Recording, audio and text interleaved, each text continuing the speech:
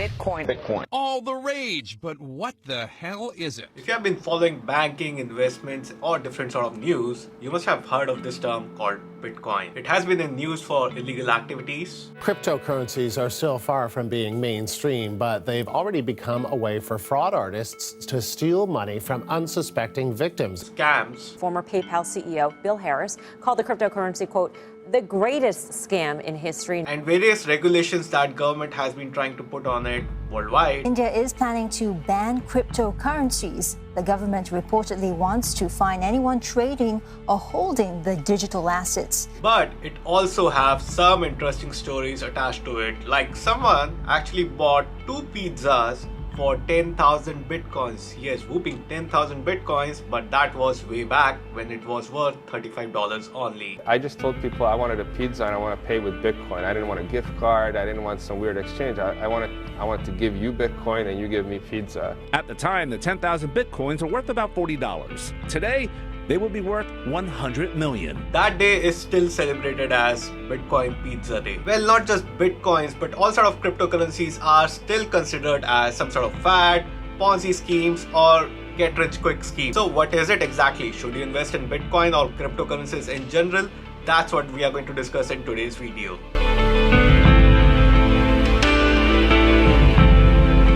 Hey guys, my name is Mayank and you're watching Tech with MK. So to understand if it's really worth investing money in cryptocurrencies, let's talk about it. Let's understand what exactly it is. So in this video, I'm going to talk about where did Bitcoin actually came from, what was the need for it, how does it actually work, what gives it value, and can it go back to zero, as well as should you invest into it. So let's start the video. So to start with, where did Bitcoin actually came from? One of the greatest mysteries in technology world is the identity of Satoshi Nakamoto, the programmer who invented Bitcoin in the year of 2008. So it's a mystery because nobody knows who Satoshi Nakamoto is. It could be one person or a group of people, but it was a pseudonym that was used or a screen name that was used to publish this white paper. As per Bitcoin's website, actual founder has left the Bitcoin community without even revealing the identity as such. It is believed that Nakamoto still owns billions of dollars worth bitcoins. It was essentially a white paper that was released in 2008 by Nakamoto, and by 2009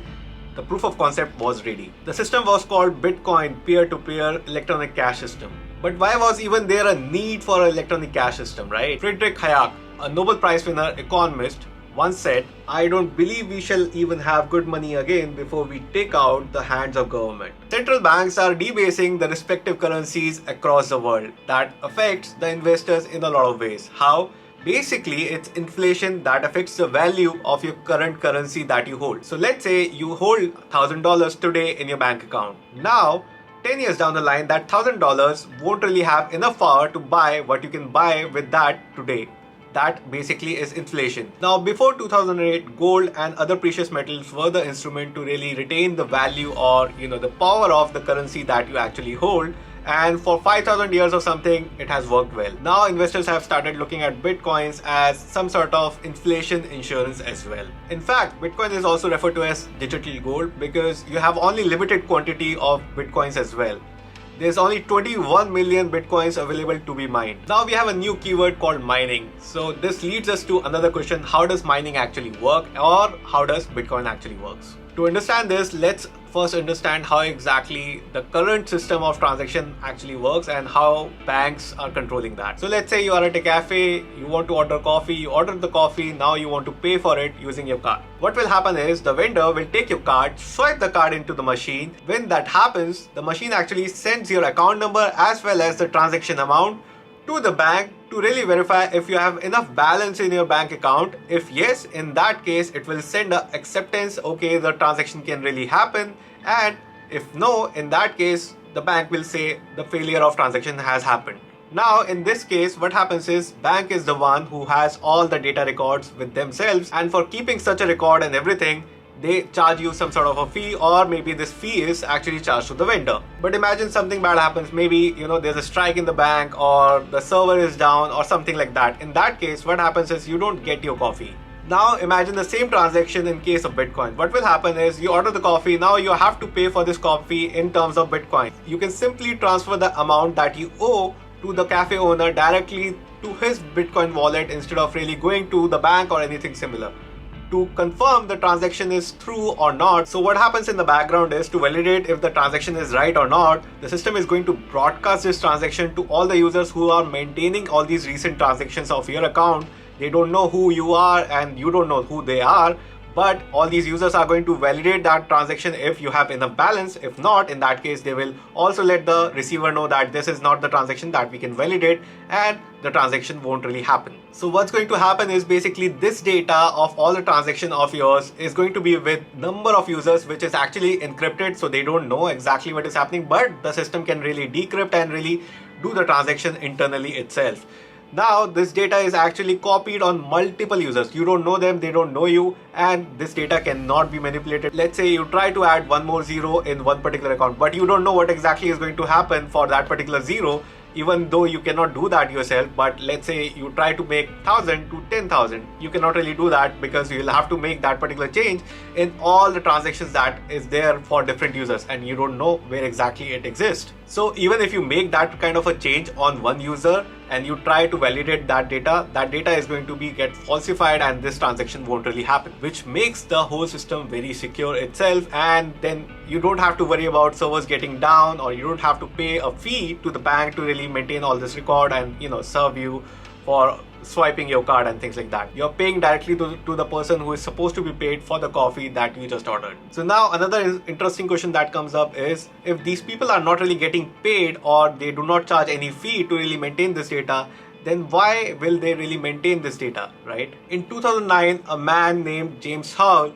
actually mined 7,500 Bitcoins, but he stopped because his girlfriend complained the system that he is using to mine Bitcoins is actually too noisy. But to get your money, you would need that hard drive. Yeah, there's a specific file on that hard drive called a wallet file, which the Bitcoin is stored in.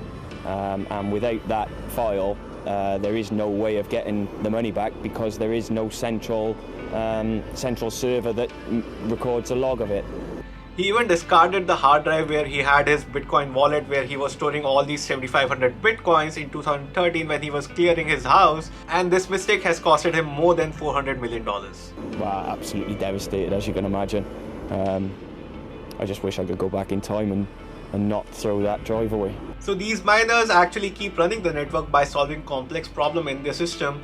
This is automatically solved, and that's how the mining is actually done. These people mine Bitcoin in various pieces. These pieces are called blocks. One block, you can really consider it as a bookkeeping page of a ledger. So it will have certain transactions or the recent transactions inside that particular block itself. For mining every block, or for running the system, or for running the network, they get paid in terms of Bitcoin themselves. As I previously mentioned in this video, Bitcoins are also available in a limited quantity, as much as like gold, so that it does not devalue and it becomes a limited quantity commodity as well. So in reality, it depends on demand and supply, or how much someone is actually willing to pay for one Bitcoin. That's how the value is associated to the Bitcoin itself. Well, this raises another question. Can the value of Bitcoin go back to zero? Well, this is demand and supply game, right? So if the confidence is lost, in that case, the value of Bitcoin can go back to zero as well. So yes, it's possible, but then again, it's a very interesting technology, right? Now the next question is, should you really invest in Bitcoin or cryptocurrencies? I personally think it's more of a gamble, as well as it's more of like your personal choice if you want to take this much of risk or not. Cryptocurrency asset may or may not pay off to the investor, and that will actually depend on wide scale adoption of the currency itself. So it depends what exactly the currency is there for. It looks like that the adoption for Bitcoin and Ethereum is actually going to be very high, but for that matter, it can lose the confidence at any point of time as well. So yes, their success is also not something that can be assured as well. That's all I had to share for this video. If you like this video, do share this video, do like this video, and do subscribe to Tech with MK. Thank you guys. See you next week.